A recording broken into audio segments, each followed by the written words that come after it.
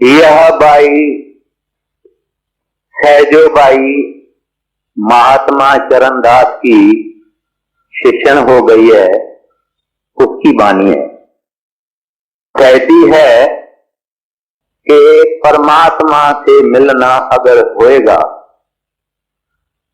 तो परमात्मा की दया से ही होएगा। अगर परमात्मा की दया नहीं होएगी तो परमात्मा से मिलना भी नहीं होएगा।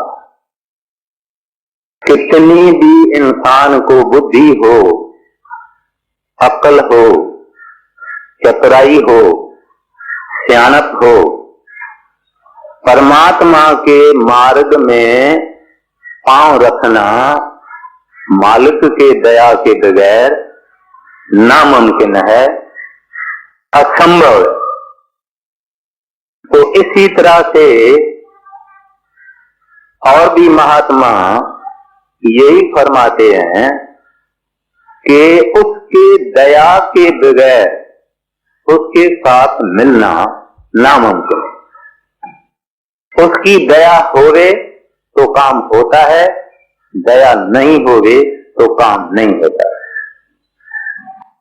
तुलसीदास जिन्होंने तुलसी कृत रामायण लिखा है, वो फरमाते हैं तुलसी या संसार में 5 रतन है सार, सत्संगत, सतगुरु शरण, दया, दीन, उपकार। कहते हैं इस संसार के अंदर 5 रतन हैं, 5 नायाब चीजें हैं, 5 अनमोल चीजें हैं। उसमें पहली चीज तुलसी साहब जो फरमाते हैं वो कहते हैं सत्संगत, यानी सत्संग।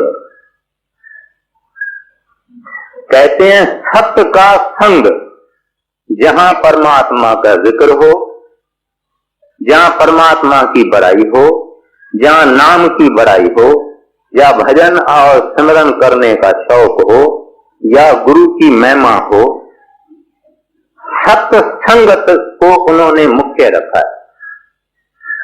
फिर आगे फरमाते हैं सतगुरु शरण। कहते हैं सतगुरु की शरण में जाना ये भी बहुत दुर्लभ चीज है। ये एक रतन है 5 रतनों से। फिर तीसरी चीज फरमाते हैं दया। दया का मतलब क्या है? फारसी में उसको करम कहते हैं, मेहरबानी, फजल, करुणा,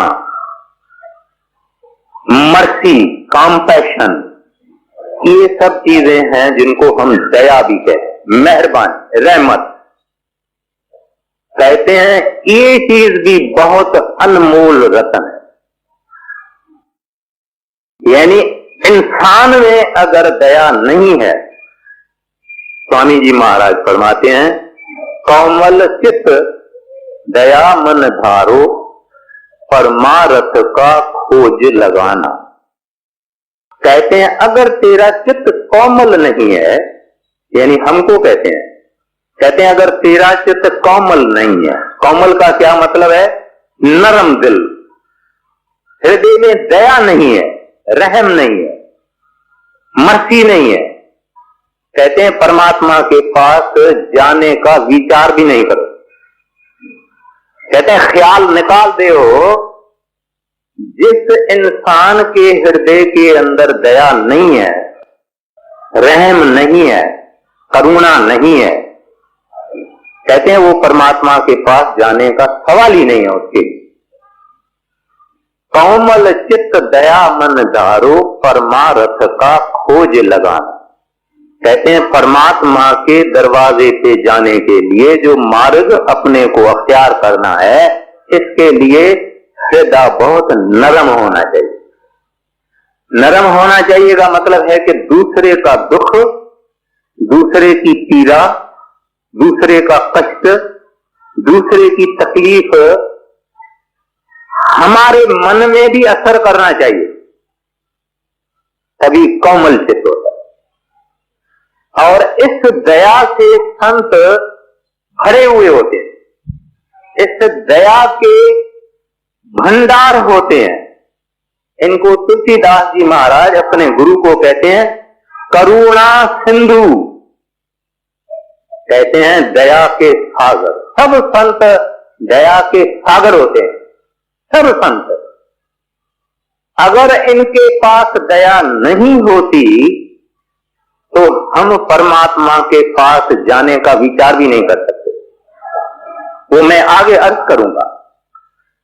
तो सहजोबाई भी ये कहती है हरि कृपा जो होए तो नाई होए तो ना। कहते हैं अगर वो परमात्मा दया करे तो हम समझते हैं कि लड़के पैदा होते हैं, आदमी सुंदर होता है, खूबसूरत होता है, धन होता है, दुनिया में मान शान होता है, सब दुनिया के सुख होते हैं। ये हरि की कृपा नहीं है। हरि अगर कृपा करना चाहता है तो ये चीजें नहीं देता है,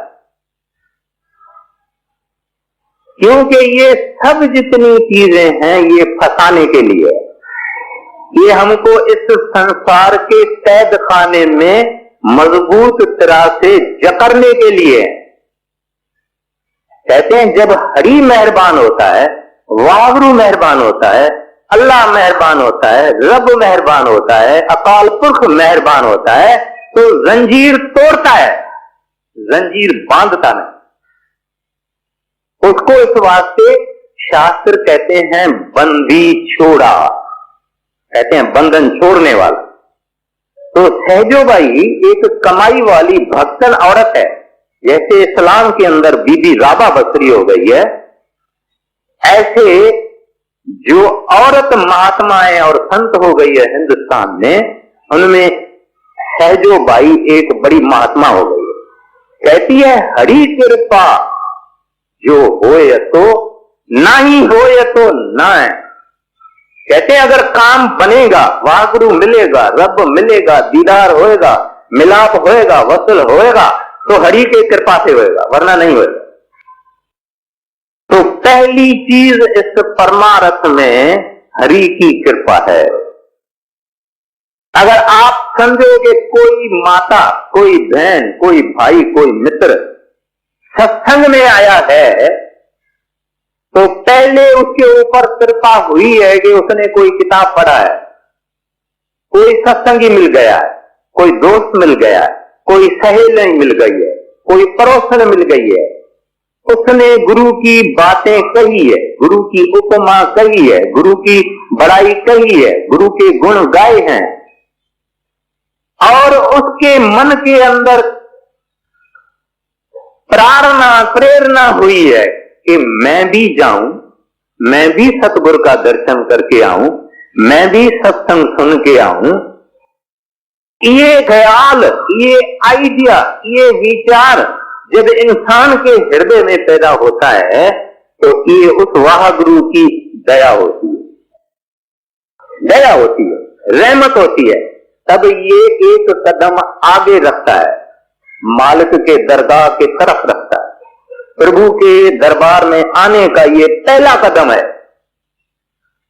तो कहते हैं ये उसकी दया के बगैर नहीं होता है। ग्रंथ साहब की वाणी भी कहती है कर्म होवे सतगुर मिलावे, सेवा सुरत शब्द चित लावे।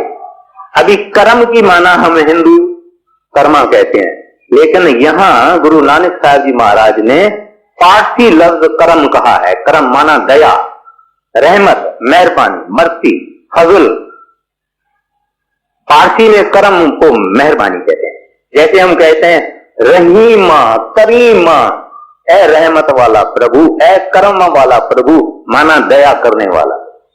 तो गुरु नानक साहब जी कहते हैं कि जब इंसान के ऊपर उस वाहगुरु अकाल पुरख का कर्म होता है, माना दया मेहरबानी होती है, तो वो क्या करता है, यार दोस्त, पैसा, धन, मान, बड़ाई नहीं देता है, सतगुरु मिलावे। कहते हैं सतगुरु से मिलाप हो जाता है किसी न किसी तरीके से। हम यहां जितने भी बैठे हुए हैं, हमको हरेक को मालूम है कि हम संत मत में आए कैसे। हरेक की अपनी अपनी कहानी है, हरेक का अपना अपना अफसाना है, हरेक की सुनने के काबिल बात है कि कैसे कैसे आदमी सत्संग में आता है और गुरु से नाम लेता है और गुरु का जी बनता है। तो इस वास्ते कहते हैं कि उसकी जब रहमत होती है तो गुरु मिलाता है। तो आज अपना सत्संग का मुख्य विषय रहमत है, दया है, कृपा है। अब कबीर साहब देखिए क्या कहते हैं, कहते हैं कर्मों से छूटे नहीं, छूटे दया तुम्हारी।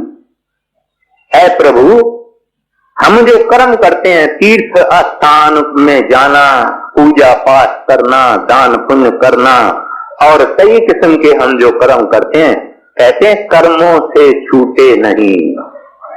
कहते हमने करके देखा, प्यारे इन विद मिलन न जाई, मैं किए कर्म अनेका।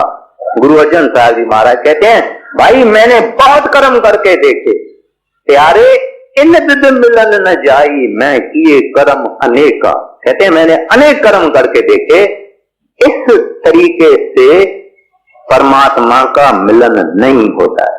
तो यहां कबीर साहब जी महाराज कहते हैं कर्मों से छूटे नहीं, छूटे दया तुम्हारी। कर्मों से अहंकार आ जाता है। एक आदमी बोलता है मैं 17 दफा हरिद्वार गया हूं, 17 दफा मैं काशी गया हूं, 17 दफा मैं अमरनाथ गया हूं, इसको और अहंकार हो जाता है। किताबें पढ़ता है, मैं बोलता है मैंने इतने किताब पढ़े हैं, मैं चतुर्वेदी हूं, 4 वेद पढ़ा है, मैं त्रिवेदी हूं, मैंने 3 वेद पढ़े हैं, मैं द्विवेदी हूं, मैंने 2 वेद पढ़े हैं। इसको पढ़ने का अहंकार आ गया। मैंने गौ दान की है, मैंने सोना दान किया है, मैंने धरती दान की है, ये अहंकार आ गया। इस वास्ते गुरु अर्जन साहब जी महाराज कहते हैं प्यारे इन विद मिलन न जाए। तो यहां कबीर साहब जी महाराज कहते हैं कर्मों से छूटे नहीं, छूटे दया तुम्हारी। तो गुरु अर्जन साहब जी महाराज 12 माहे में कहते हैं कृत कर्म के बिछड़े कर कृपा मेलो राम, 4 कुंठ दह 10 भरम्यो थक आयो प्रभु की शाम। कहते हैं प्रभु मैंने बहुत काम किए, थक गया हूं, अभी सब मेरे तरीके निष्फल हो गए। 10 दशाओं में मैंने आपकी तलाश की, 4 कुंठों में मैंने आपकी तलाश की, अब थक गया है, आपकी शरण में आया हूं हार के। ये इंसान जब तक हारेगा नहीं, यानी जब तक अपनी अक्ल पर, बुद्धि पर, सियानत पर, चतुराई पर, इल्म पर, इंटेलिजेंस पर, अक्ल पर भरोसा रखता है, कुछ भी नहीं। कहते हैं ये हार के अपने हथियार फेंक दे और परमात्मा के आगे कहे कि प्रभु मैं अभी थक गया, तुम्हारे पास आने का रास्ता तुम ही बताओ, मेरा काम नहीं। तो वो जब मेहरबान होता है तब वो रास्ता बताता है और उसके रास्ते बताने के हजारों तरीके होते हैं। फिर गुरु नानक साहब जी महाराज कहते हैं तुम्हारी कृपा से तुझ पहचाना। कहते हैं मैंने वाहगुरु अगर आपको पहचाना या आपसे मिलाप हुआ तो तुम्हारी कृपा से तुझ पहचाना। कहते हैं आपने दया, आपने कृपा की तब मैंने आपको पहचाना है, नहीं तो ये इंसान, ये बुद्धि जो है, ये हमारा जो दिमाग है जिसके ऊपर इंसान को इतना नाज है, फख्र है, ये इंसान का दिमाग बहुत लिमिटेड चीज है। जो लोग चांद पर चले गए हैं हवाई जहाजों में, एस्ट्रोनॉट, वो कहते हैं कि भाई वहां तो हमारा मुंह फट जाता है, अकल काम नहीं करती है। हम देखते हैं कि ये सारी दुनिया जो है नीचे हमारी, ये एक जैसे जू की बीच पर रेती लगी हुई है, उस रेती का दाना ये दुनिया लगती है। ये जो हमारी दुनिया है, पृथ्वी है, ये it is like a sand on a sea beach, a particle of stand on a sea shore. अभी उस जरिए हमारी जो दुनिया है, ये पृथ्वी, उसके अंदर हम क्या है और उसके अंदर हमारा दिमाग क्या है। हमको तो ये पता नहीं है कि इसके बाद घर हम वापस भी पहुंचेंगे कि नहीं पहुंचेंगे। तो इस वास्ते कहते हैं कि तुम्हारी कृपा से प्रभु हम तुमको हासिल कर सकते हैं, वरना कुछ नहीं। फिर जिन पर दया आद करता की सो यह अमृत पीवन चाहे। कहते हैं उस आद करता की दया नहीं होवे तब तक ये सत्संग में नहीं आएगा, ये नाम नहीं मांगेगा, नाम का अमृत नहीं पी सकता है जब तक इसके ऊपर वो मालिक मेहरबान न होवे। फिर ग्रंथ साहब की वाणी कहती है, स्वामी जी की वाणी कहती है, बिन मेहर जतन सब थाके मैं कर कर बहुविध त्यागे। कहते हैं सब जतन हम करके थक गए, तुम्हारी मेहर और तुम्हारी दया के बगैर हम तुमको हासिल नहीं कर सकते। अब ये जुदा जुदा संत और महात्मा दया और मेहर का जिक्र करते हैं, कहते हैं उसकी दया होवे तो काम बनेगा, नहीं तो नहीं बनेगा। अब ये सारी जितनी सृष्टि है उसमें हमारी ये दुनिया भी आ गई और बहुत दुनियाएं, लाखों दुनियाएं हैं, लाखों सूरज हैं, कोई हिसाब नहीं है।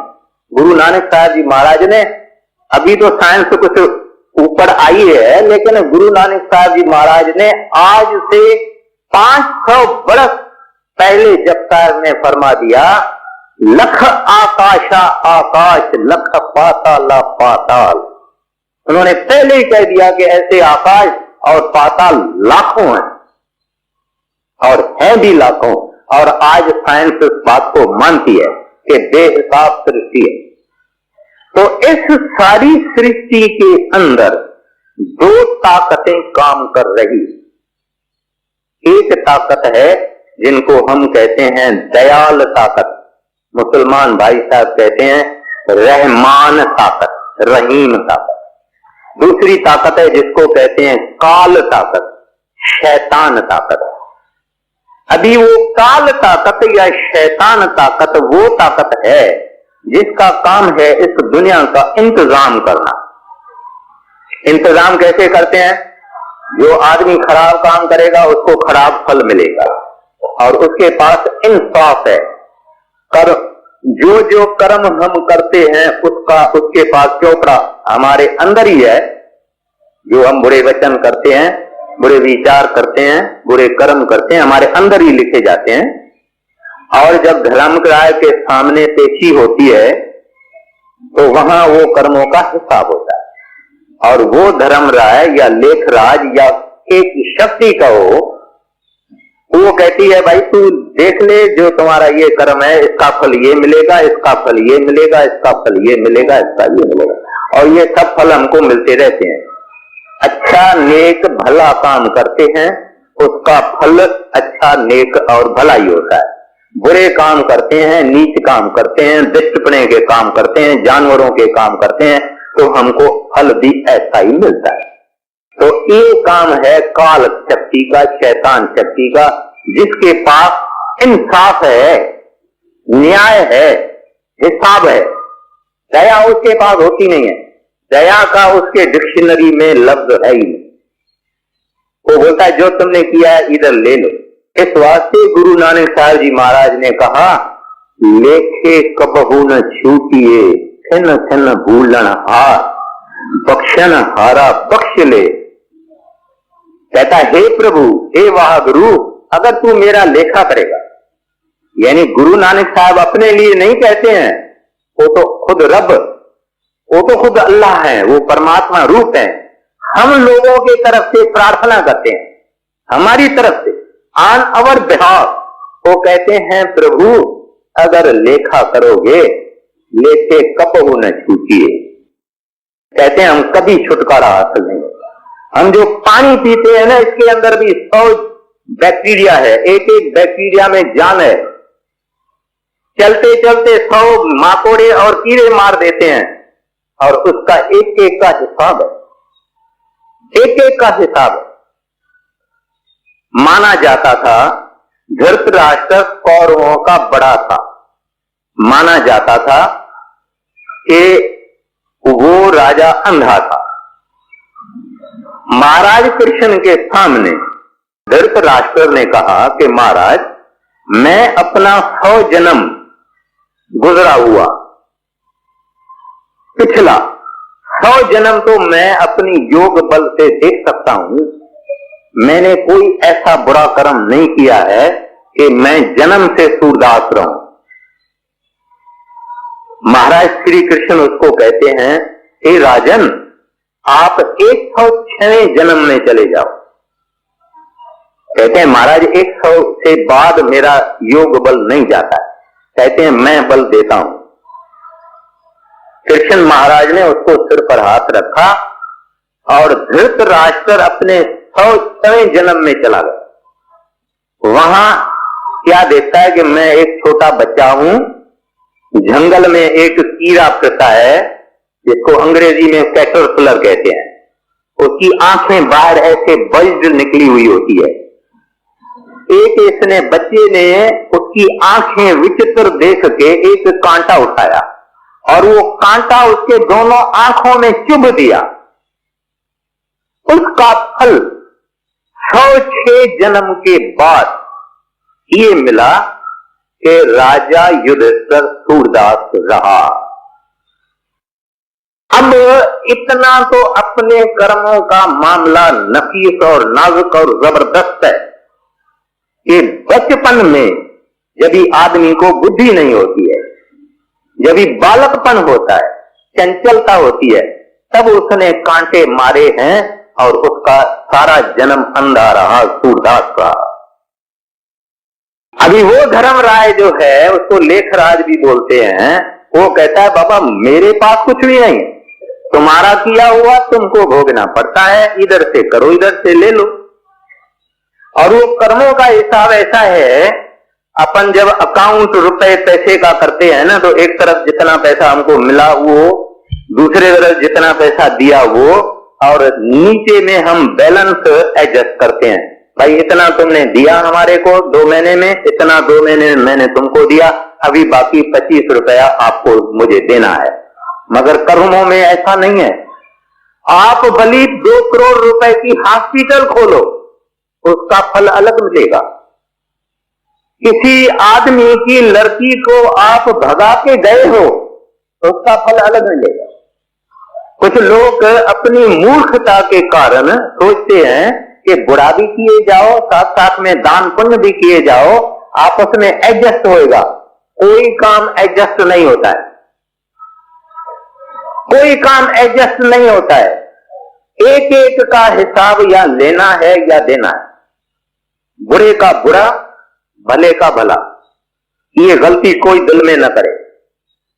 कई लोग हैं इधर तो सुबह को उठ के चंदन लगा के ठाकुर द्वारे में जाके प्रसाद खा के दान भी करके आते हैं, और दुकान से आके 1 किलो के बजाय 800 ग्राम वजन करके देते।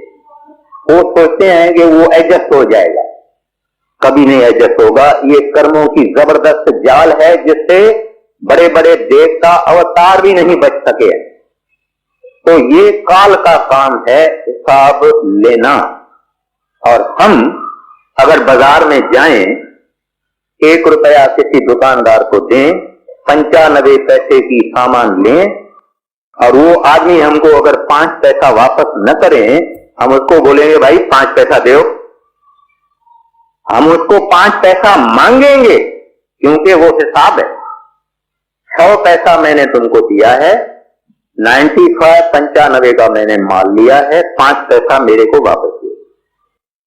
अगर हमारे हृदय के अंदर दया आ जावे तो हम एक फकीर को, साधु को, भिखारी को 5 रुपया लेके देते थे, जेब से निकाल के फट से 5 रुपया दे देते। उस वक्त हमारे अंदर दया थी। जब ही हम 5 रुपया दुकानदार से 5 पैसा वापस लेते हैं, उस वक्त हम लेखराज थे, लेखा मांगते। जिस वक्त हम 5 रुपया दान करते हैं, उस वक्त हम दयालु थे। तो ये लेखराज जो है वो पूरा बनिया है। रेखा लब रब मंगे सिया, बैठे कड वही ग्रंथ साहब की वाणी है, लेखा रब मंगेसिया बैठे कड वही, वही बोलते हैं चौपड़ा, अकाउंट बुक, कहते हैं रब मंगेसिया, रब मांगता है लेखा, वही निकाल। तो ये वो इंतजाम शैतानी शक्ति, कार शक्ति दुनिया में काम कर रही है और आपके और हमारे सबके अंदर काम कर रही है।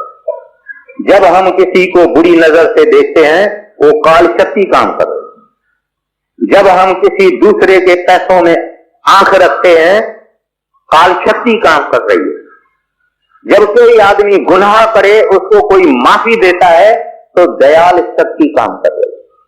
तो वो दयालु प्रभु वाहगुरु परमात्मा रब हरि गोविंद, कोई नाम उस शक्ति को दे दो, वो हमारा सच्चा पिता है, वो हमारा सच्चा मालिक है, वो हमारा हरि है, वो हमारा रब है, वो अल्लाह है, वो वाहगुरु है, वो दयाल है, वो मेहरबान है, वो बख्शंद है, वो माफ करता है।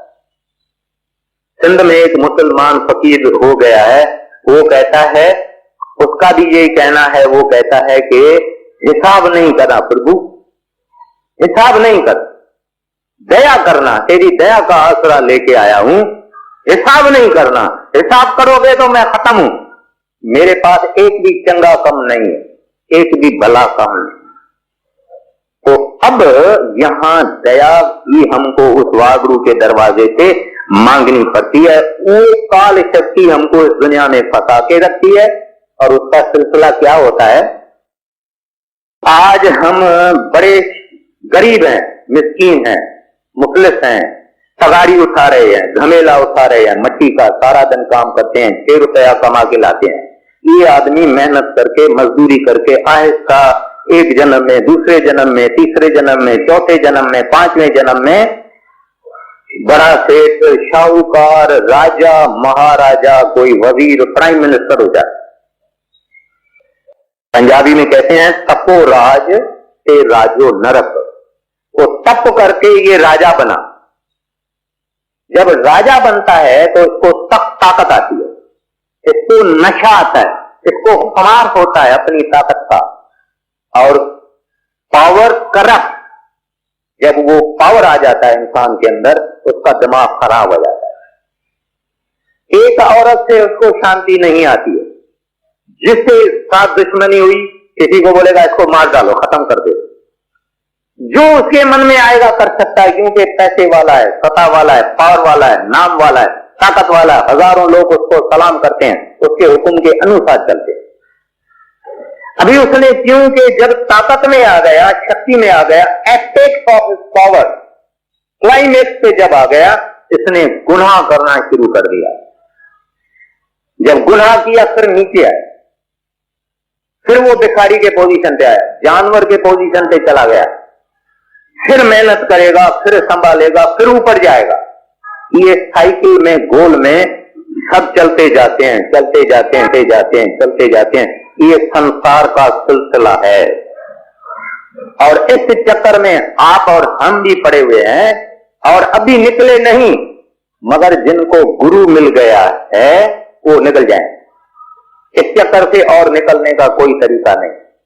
अच्छा करो उसका फल मिलेगा, बुरा करो फल मिलेगा, मगर चक्कर से कोई नहीं निकल जाता, चक्कर से निकलना मुश्किल है। तो वो जो शक्ति है दयाल शक्ति, वो माफी देने वाली, काल के पास माफी नहीं है, वो माफी देने वाली है। उस वास्ते ग्रंथ साहिब में गुरु नानक साहब जी कहते हैं, सद बख्शंद सदा मेहरबाना, प्रभु तू सदा माफ करने वाला है, सदा तू बख्शिश करने वाला है। बड़े महाराज जी का जमाना था, महाराज जी, बड़े महाराज जी बैठे हुए थे, नाम के लिए लोगों की छांटी कर रहे। छांटी हो गई, महाराज जी अंदर गए कमरे में, लोग बैठे हुए। महाराज जी ने कहा, आपके अंदर एक ऐसा शख्स है जिसने बहुत ही खतरनाक गुनाह किया है और वो पीछे से किसी तरह से आके बैठ गया है, वो कृपा करके निकल जा रहे और मैं दुनिया को उसको दिखाना नहीं चाहता हूं, मैं भी बाहर जाता हूं, वो चुपचाप निकल जा रहे। जैसे आया है ऐसे निकल जाए। 5 मिनट के बाद महाराज जी वापस आ गए, मगर कोई निकला। फिर महाराज जी ने वही अपने शब्द दोहराए कि भाई कोई सख्त गुनहगार है वो निकल जाए। फिर भी नहीं निकला। तीसरे दफे महाराज जी आए, फिर भी नहीं निकला। चौथे दफे महाराज जी आए, महाराज जी ने कहा सब दरवाजा बंद करो।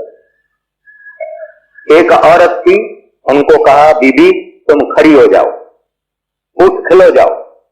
तो बीबी खड़ी हो गई। उसको कहते हैं बीबी तुमने 3 लड़कियों यानी छोटी लड़कियां, जन्म हुआ था बच्चों का, 4 लड़कियों को तुमने जन्म के वक्त मार दिया है, खून कर दिया।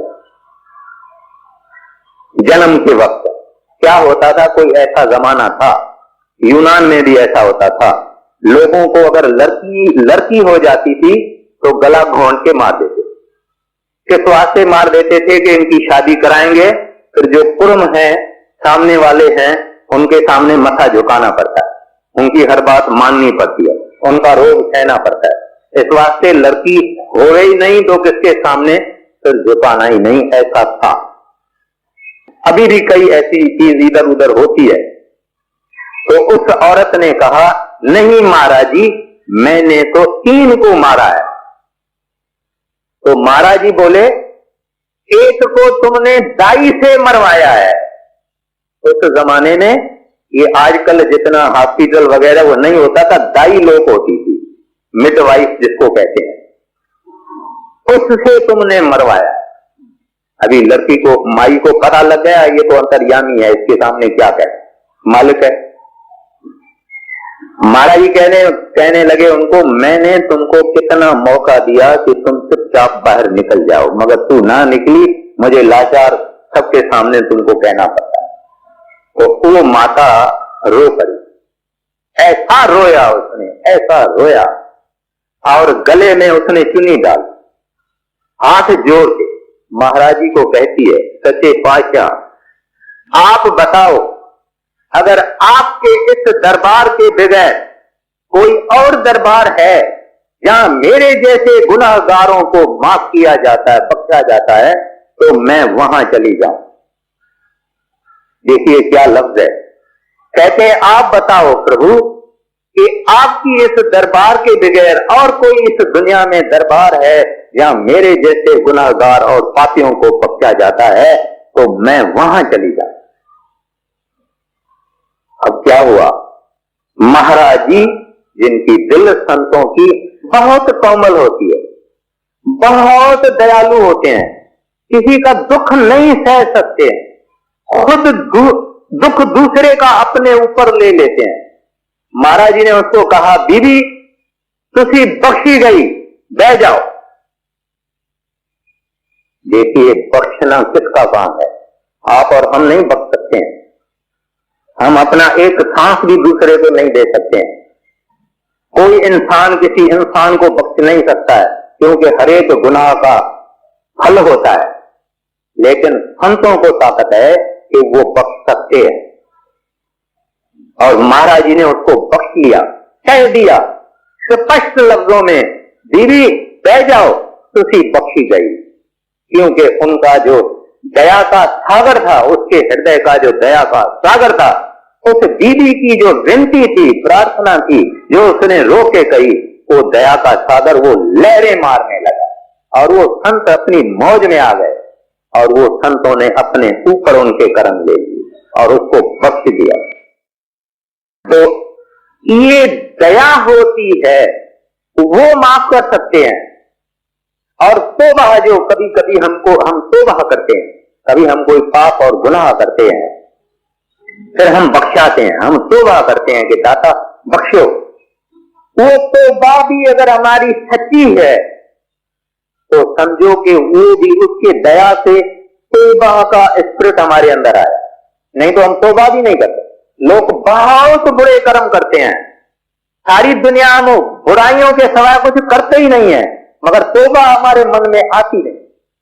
लेकिन तौबा हमारे अगर मन में आ जावे तो वो भी उसकी मेहरबानी कि हमारे हृदय में तौबा का ख्याल आया है, माफी मांगने का ख्याल आया है, हमारे आंखों में आंसू आया है, लेकिन तौबा करके माफी मांग के माफी मिल जावे और फिर भी हम गुनाह करें तो फिर संत छोड़ते हैं। तो बाकी ये माना नहीं है कि आज माफी मांगी फिर कल शुरू किया, फिर माफी मांगी फिर शुरू किया, ये नहीं होता। माफी इसलिए दी जाती है कि फिर न करे। मुझे याद है 44 का बात है, मैं डेरे में गया था, नाम की बख्शिश हुई थी, रहमत हुई थी, तो वहां मैं बैठा हुआ था, तो अचानक एक आदमी उठ के खड़ा हो गया।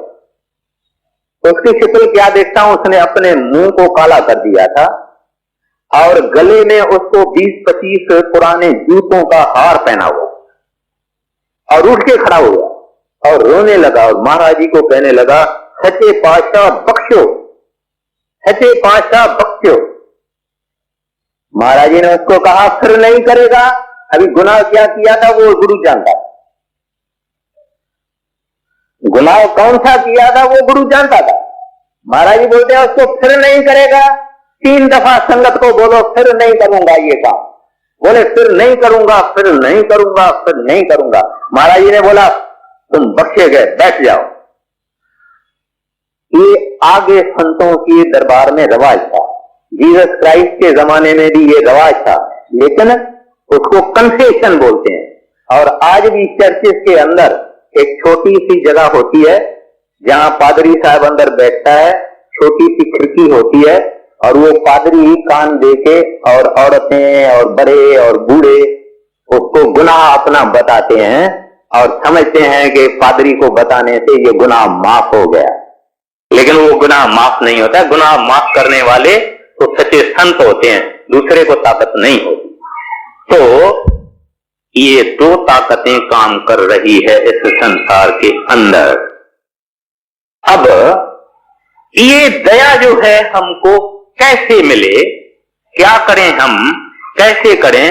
इंसान पे कितनी दया करता है। कोई गरीब होवे उसको 500 रुपया देगा, 1000 रुपया देगा, 2000 रुपया, क्या करेगा? मगर संतों की दया क्या है? पलटू साहब कहते हैं संत हैं बड़े दयाल, आप सम मोह को कीना। कहते हैं इस संसार में संतों जैसे दयाल नहीं है, बड़े दयाल नहीं है, क्योंकि वो हमारे को कोई छोटी मोटी चीज नहीं, हमारे जैसा संत ही बना देते हैं। गुरु नानक साहब जी महाराज ने गुरु अंगद साहब जी को अपने जैसा बना दिया और नारियल आगे रख के नमस्कार किया, उसको अपनी गति दे। ये संतों की खूबी। कहता है पारस में और संत में बड़ो अंतरो जान, वो लोहा कंचन करे वो कर ले आप समान। कहते हैं पारस एक पत्थर होता है, लोहे को लगाओ या लोखन जिसको बोलते हैं मराठी में, लोखन को लगाओ, लोहे को लगाओ तो लोहा सोना होता है, लेकिन वो लोहा पारस नहीं होता है। लेकिन संत ऐसे पारस हैं जो उनकी शरण में जाता है उनको अपने जैसा संत बना देते हैं। तो ये दयालु संत हैं, उनकी दया से ही ये सारा काम बनता है। अब संत इंसानों के ऊपर तो बेशुमार दया करते हैं, मगर जानवरों के ऊपर भी करते हैं, पशु पंखियों के ऊपर भी करते हैं। एक दफे का जिक्र है कि गुरु नानक साहब जी के साथ में भाई मर्दाना था। वो कई जगहों पे जाते थे, देश प्रदेश में जाते थे, वहां सत्संग करते थे, लोगों को नाम की बख्शिश करते थे। तो वहां एक जंगल के बीच में कोई सादा सीधा मैदान था, वहां गुरु नानक साहब जी महाराज बैठ गए, भाई मर्दाना भी बैठ गया। भाई मर्दाने को फरमाया कि मर्दाना तुम अपना रवाब शुरू करो, और आप गुरु नानक साहब जी महाराज आंखें बंद करके बैठ गए। तो इतने में वहां से कोई शेर आ गया, वहां से कोई हाथी आ गया, वहां से कोई सूअर आ गया, सारे जानवर खतरनाक सब आके, सब किस्म के जानवर आ गए, बैठ गए। तो मर्दाना जो था वो कांपने लगा, डरने लगा। कहता है खुद तो आंखें बंद करके बैठ गया है, मेरी जान निकलती। फिर गुरु नानक साहब जी महाराज ने आंखें खोली और सबको नजर भर के सबको लगाया, बोला जाओ।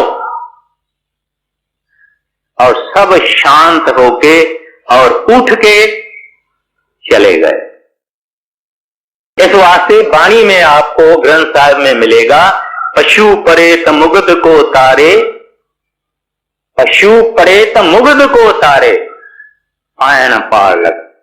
कहते हैं वो इंसानों के ऊपर तो रहमत करता है, मगर पशुओं के ऊपर भी करता है, प्रेतों के ऊपर भी करता है, मुग्धों के ऊपर भी करता है, सबके ऊपर करता है। अगर किसी गाय का संत महात्मा दूध पीवे तो उस गाय को मनुष्य जन्म मिलेगा। अगर संत महात्मा किसी घोड़े के ऊपर सवारी करे, मिलाप न हो जावे, ये हालत होती है। अब हमारे सत्संगी या हमारे मन में कई बारी आता है कि भाई आप दयालु दयालु दयालु दयालु कहते हैं, महाराज जी हमारा फलाना काम नहीं करते हैं, फलानी हमारा फलाना काम नहीं हुआ, फलाना काम नहीं हुआ, फलाना काम नहीं हुआ। देखिए, ये तो सतगुरु को मालूम है कि इसका फलाना काम करना चाहिए या न करना चाहिए। हम तो अपने मन की ख्वाहिशें पूरी करना चाहते हैं, और मन की जितनी हमारी ख्वाहिशें पूरी होगी, इतना इतना हम ज्यादा जंजीरों में जकड़ते जाएंगे। इस वास्ते वो हमकी मन की ख्वाहिशें पूरी नहीं करते हैं, क्योंकि सोचते हैं कि ये तो और ज्यादा फंसेगा, मैं तो इनको छुड़ाने के वास्ते आया हूं, मैं तो इसको फंसाने के लिए नहीं आता हूं। इस वास्ते हमारी मन की ख्वाहिशें पूरी नहीं करते हैं। और कभी कभी उनकी हमारे ऊपर जो रहमत होती है, उनका रूप बड़ा कड़वा होता है। कई सत्संगी मरने का जब समय आता है तो बहुत बीमार पड़ते हैं, और उस बीमारी का दिखाव ऐसा होता है जैसे कि बहुत बीमार है। लोग कहते हैं कि भाई इसने इतना बरस सेवा किया, इसने ऐसा किया, इसने ऐसा भजन किया, मरने के वक्त महाराज जी इसका मरने के वक्त ये हाल है, ये कैसा? महाराज जी बोले भाई तुम जाके उससे पूछो कि तुम्हारे को कष्ट क्या है, तकलीफ क्या है। एक आदमी था जिसने 20 बरस डेरे में सेवा की थी लंगर की। इतना बड़ा पतीला गरम गरम सब्जी का वो अकेला उठाता था, अकेला उतार के नीचे रखता। बड़ा 7 फुट लंबा था। जो डेरे में बड़ा सत्संग घर बना है, उसका गर्डर एक कंधे पे रख के वो चढ़ाने वाला, इतना बड़ा शेड जैसा। जब उसका टाइम आ गया आखिर का, तो बहुत दुखी रहा, बहुत कष्ट हुआ। लोग महाराज जी के पास गए, उनको कहने लगे कि महाराज इस आदमी ने इतनी बड़ी जबरदस्त सेवा की है सत्संग की, और इसकी ये बुरी हालत। उसका नाम था भाई भगत सिंह। महाराज जी ने बोला जाओ इनसे पूछो तुमको क्या तकलीफ है। लोग गए, पूछे भाई भगत सिंह तुमको क्या तकलीफ है? मेरे को तो कोई तकलीफ नहीं, मगर मेरे को तकलीफ कोई नहीं, कष्ट कोई नहीं। खैर वो महाराज जी ने कहा कि भाई मैं इसको जो कुछ भी तकलीफ दे रहा हूं, मैं चाहता हूं कि इसकी स्लेट साफ कर दे, इसको निर्मल करके उज्जवल करके सचखंड ले जाऊं। कोई मैं इसका कर्म रखना ही नहीं चाहता, मैं चाहता हूं कि साफ हो जाए। तो गुरु कभी कभी अगर दुख देता भी है, मगर दया हृदय में रख के देता है और हमारे फायदे के लिए देता है। अगर मां अपना बच्चा, मां का बच्चा बीमार है, दर्द है, तो कड़वी दवाई अपने बच्चे के मुंह में डालती है। कभी कभी बच्चा पीता नहीं है तो उसको टांगों को भी बांध के, हाथों को बांध के मुंह में जबरदस्ती डालती है, और वो बच्चा कहता है कि मेरी मां मेरे को क्या कर रही है, और मेरे को आइसक्रीम नहीं खिलाती है, मेरे को दूध नहीं पिलाती है, चॉकलेट नहीं देती है, और कड़वी दवा को भी जबरदस्ती मेरे मुंह में डालती है। मगर मां किसके लिए डालती है? उस बच्चे के बीमारी के शफा के लिए डालती है। तो गुरु महाराज हमारी जिंदगी में अगर हमको कोई दुख कष्ट तकलीफ देता है तो हमारे फायदे के लिए देता है, ऐसा समझना चाहिए। हमारी मन की ख्वाहिशें पूरी करने के लिए, और हमको इस संसार में फंसाने के लिए नहीं। वो तो वो ही काम करेगा जिसमें हमारी मुक्ति हो। जिसमें हमारा छुटकारा हो। अब इस दया के अधिकारी कौन है? कई लोग हैं हमारे सत्संगी भाई साहबान जो कहते हैं भजन नहीं होता। महाराज जी के पास जितनी चिट्ठियां जाती है इसमें 95% चिट्ठियां होती है मन नहीं लगता, भजन नहीं होता, मन नहीं लगता, भजन नहीं होता। वहां से चिट्ठी भी क्या आती है? सिमरन भजन करो सब ठीक होएगा। ये स्टीरियोटाइप सवाल जाता है, स्टीरियोटाइप वहां से जवाब आता है। लोग समझते हैं कि हमने क्या कहा और जवाब क्या आया। हमने तो बड़ी लंबी चिट्ठी लिखी थी, जवाब तो 2 कड़ी में आया है कि सिमरन भजन करो सब ठीक हो जाएगा। हमको मालूम नहीं है कि उन्होंने जो लिखा सिमरन भजन करो वो ठीक हो जाएगा। दरअसल में दया तो उस वक्त उन्होंने भेज दी, चिट्ठी बाद में पहुंचती है, दया उससे पहले आती है। दया को आने में देरी नहीं लगती है, चिट्ठी के आने में देरी लग जाती है।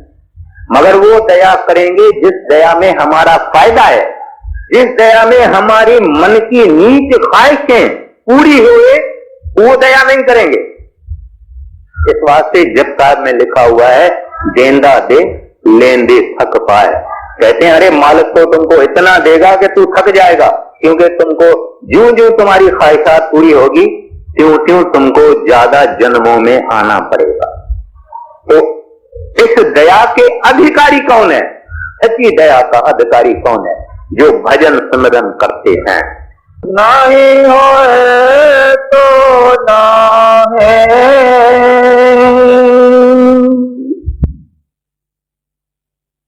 गुरु कृपा दया बिना,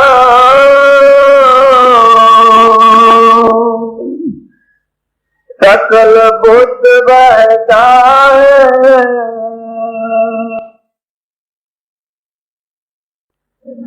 राम तजो पर गुरु न विसारो, गुरु के सम हरि को निहारो। अब सहजो बाई क्या कहती है?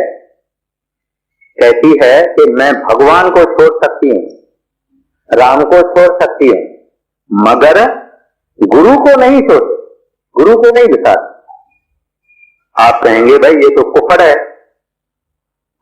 बोलती है भगवान को, रब को, हरि को मैं छोड़ूंगी मगर अपने गुरु को नहीं छोड़ूंगी, मुर्शिद को नहीं छोड़ूंगी। कहती है गुरु के सम हरि को न निहारूं। कहती है मैं तो हरि को गुरु के बराबर भी नहीं समझती, हरि को गुरु के बराबर भी नहीं समझती। क्यों नहीं समझती हूं? ऐसे ही नहीं कहती है। कहती है मैं तुमको बताऊं कि मैं ऐसे क्यों कहती हूं। दुनिया इसको कुफर कहती है। कहती है जो आदमी परमात्मा को इस तरह से निरादर कहता है और गुरु का इतना आदर कहता है और परमात्मा को गुरु के मुकाबले में भी नहीं देखती है, ये तो काफिर है कोई बीवी। और वो काफिर नहीं है, वो निज भक्तन है, वो लव इंटॉक्सिकेटेड है। उसने गुरु अंदर प्रकट किया हुआ, उसको मालूम है कि गुरु की सच्ची हस्ती क्या है, गुरु की ग्लोरी क्या है, गुरु की मैजेस्टी क्या है, गुरु का शान और कमाल और जमाल क्या है, वो उसको मालूम है जिसने देखा है। और वो ये हिम्मत से बात कह सकती है, दूसरा नहीं कह सकता। आगे कहती है हरि ने जन्म दियो जग माई। कहते हैं हरि ने मेरे ऊपर कौन सी मेहरबानी किया है, कौन सा यथार्थ मेरे ऊपर किया है, क्या किया है? उसने तो हमको इस दुनिया में जगत में फंसाने के लिए जन्म दे दिया। कहती है गुरु ने आवा गवन छुटाई। कहते हैं गुरु ने तो मेरे को नाम दे के आवागमन से खत्म कर दिया, जन्म मरण से बचा लिया। ये तो साबित करती है कि हरि फंसाने वाला है, गुरु चुराने वाला। आगे कहती है हरि ने 5 चोर दिए साथा। कहती है हरि ने कौन सी मेहरबानी की है, देखो कौन सा उपकार मेरे ऊपर किया है। साथ साथ में 5 बदमाश दे दिए, काम क्रोध लोभ मोह अहंकार, वो हमको जलाते रहते हैं, सुबह रात सुबह रात सुबह रात जलाते रहते हैं। कहते हैं ये उपकार देखो हरि का। फिर कहती है गुरु ने देखो क्या किया है, गुरु ने लई छुटाई अनाथा। वाणी ग्रंथ साहब की कहती है 5 बिखा दी एक गरीबा राखो राखन हाड़े।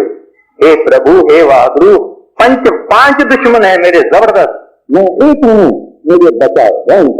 तो यहाँ सैजवाई कहती है गुरु ने लई छुटाई अनाथा, इन 5 जन दूतों से मुझे अनाथ को गुरु ने छुड़ा लिया। फिर आगे कहती है हरि ने कुटुंब जाल में देरी, माँ बाप को गरीब दिया, तो बहने भाई ये वो सब सहेलियां सब दे दिए कितने। कहते हैं इस जन्म के जाल में, कुटुंब के जाल में उन्होंने डाला। तो कहते गुरु ने कौन सी मेहरबानी की, गुरु ने काटी ममता देरी। कहते हैं देरी देरी हाथ करी और पांव करी। कहते हैं ये सब जो मेरे से करी हुई थी सब दिन में नाम बच्चा मैंने कमाई थी, मैं ममता से मोह से बच गई। तो आगे फरमाती है हरि ने रोग भोग उड़ जायो। कहते हैं हरि ने रोग और भोग दे दिए दुनिया में, खट्टा मीठा खाना, ये जितने भी इंद्रियों के जितने भी भोग हैं। कहते हैं इस चक्कर में इस जाल में मुझे हरि ने फंसाया। ये खट्टी है, ये मिट्टी है, ये खारी है, ये गर्म है, ये नरम है और नीचे के इंद्रियों के भोग हैं। कहते हैं इसमें हरि ने फंसाए हो। फिर गुरु ने क्या किया, गुरु जोगी कर मुझे छुटाए। कहते हैं जब नाम मिला भजन किया पता लग गया कि ये सब माया है, ये खाक है, मुझे जोगी बना दिया। जोगी माना अंदर में मेरी तार उस कुटुंब से टूट गई, अंदर में मेरी तार परमात्मा के साथ लगी है। मैं उस जन्म मरण के चक्कर में कुटुंब जाल के चक्कर से निकल गई। आगे कहती है हरि ने कर्म भड़म भड़म आयो। कहते हैं हरि ने हमको कर्मों के चक्कर में डाला, दान करो पुण्य करो ये करो वो करो, धर्म में डाला, ये सत्य है सत्य है सत्य है सत्य है। कहती है मुझे गुरु ने क्या किया, गुरु ने आत्म रूप लखाया। कहते हैं नाम दिया, मैंने कमाई की, मैं अंदर चली गई मान सरोवर में, सच्ची अमृतसर में मैं स्नान किया, मेरी आत्मा निर्मल हो गई।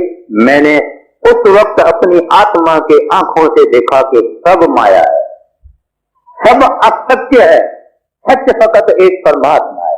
आद सच जुगाद सच है भी सच फकत एक है, बाकी सब मिथ्या है। पूर्ण राजा पूर्ण प्रजा पूर्ण सब संसार। कहते उस वक्त मैंने रियलाइज किया और देखा तो सब कूद है।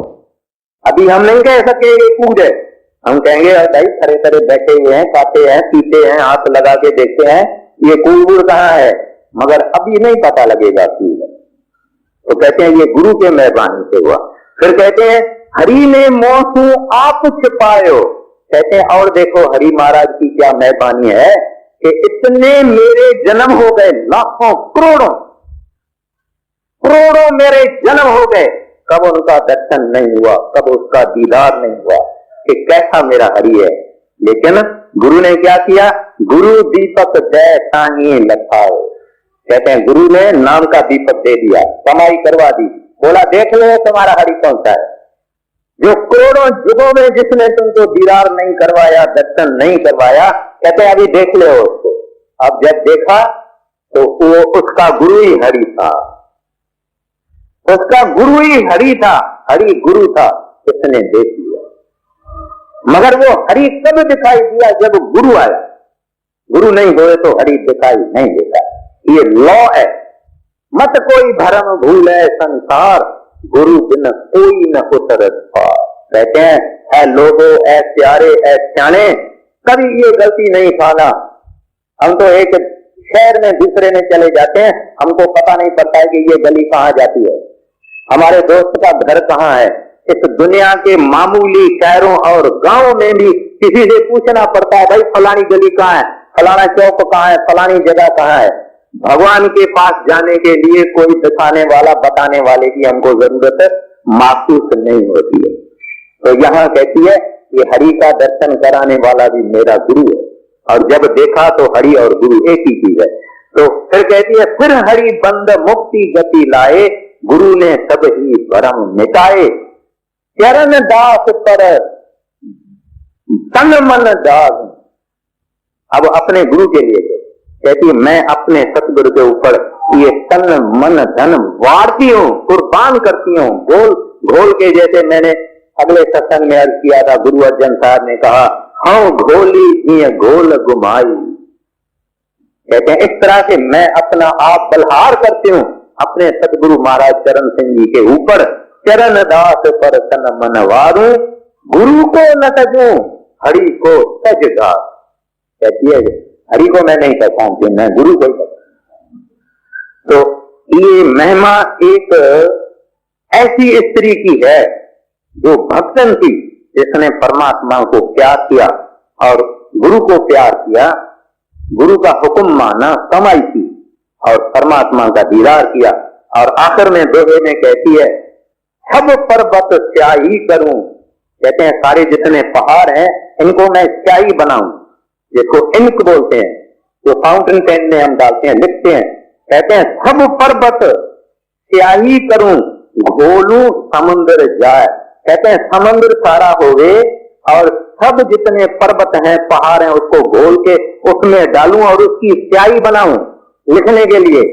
धरती का कागज करूं और सारी धरती जो है कागज करूं, फिर गुरु पुस्तक न समाए। कहते फिर भी मैं गुरु की मेहरबानी, गुरु की बड़ाई, गुरु की उपमा मैं नहीं लिख सकती।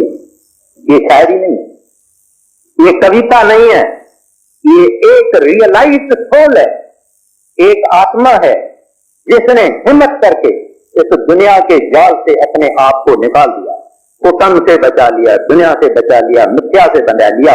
और जो सत्य वस्तु है, जो फकत एक परमात्मा और रब है, जो सत्य नाम है, उसको अपने जिंदगी में while we are in this life, here and now, उसने अपने हृदय के अंदर परमात्मा को प्रकट किया।